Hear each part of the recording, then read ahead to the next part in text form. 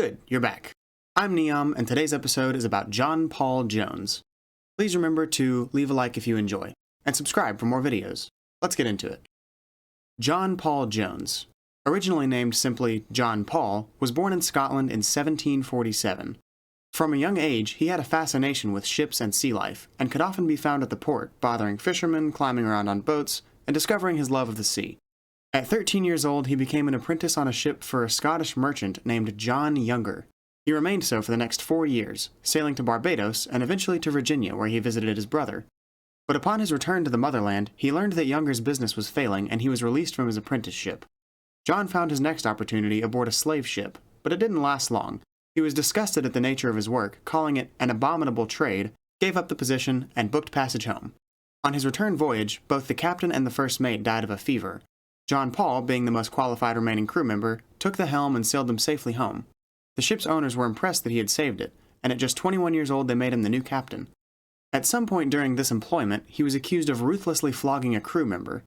The claim was dismissed at the time, but when the same crew member died of yellow fever soon after, John Paul was tried for murder. Evidence was on his side and he was released, but not without a certain amount of suspicion and mistrust. And the dark cloud of disaster still loomed above him when on his next voyage his crew mutinied against him when he refused to meet their demands of a higher pay.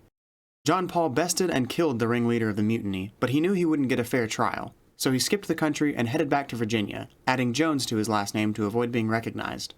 Of course, that wouldn't work today with social security numbers, facial recognition, and the Find My iPhone app, but imagine just being able to move cities and change your last name and suddenly no one knows who you are.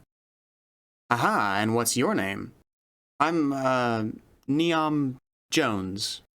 Ah, man. Guys, it's not him. Oh, wow, seriously? Wait a minute.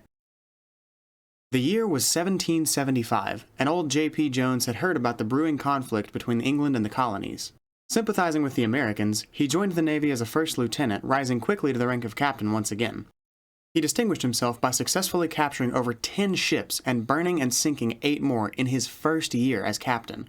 In 1777, he was made the master of a brand new ship, the Ranger. Not like the truck, but it was certainly built tough. John Paul Jones decided it was time to take the fight to the enemy, and he sailed all the way to the British Isles where he captured several more ships before sailing south to set up camp in France, where he was hailed as a hero by the French military. But he wasn't done yet. Once again, he set sail northward, this time to the Irish Sea, causing even more mayhem among many of the smaller English ships. The French loved it. Monsieur Jones, we would like to thank you. We? We. Like we or we? We. Ah. So they made him a Chevalier of France, basically a French knight, and gave him a new ship, the Duc de Duras, which he renamed the Bonhomme Richard. On a third and final journey to the British Isles, John Paul Jones wreaked havoc around Ireland for nearly a month. It ended with an engagement between him and the merchant fleet of the HMS Serapis and the Countess of Scarborough. A grueling 3-hour gun battle ensued, with John Paul Jones taking heavy loss and looking pretty worse for wear. The enemy captain offered to let Jones surrender, to which Jones responded by gritting his teeth, glaring at the captain across the watery chasm betwixt them, and shouting the phrase he's now famous for. I have not yet begun to fight! And then, he proved it. Jones ended the altercation with many lives lost and his own ship, the Bonhomme Richard, sinking into the abyss behind him, but with a victory nonetheless.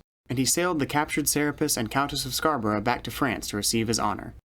Later, he spent a couple of years in Russia's military under Catherine II during the Russo-Turkish War, but ultimately, his career in the military dwindled after that. And then he died. If you enjoyed this video, leave a like. Subscribe for more content, ring the bell to be notified about new videos, and suggest new videos in the comments. I'm Neom, and I'll see you next time.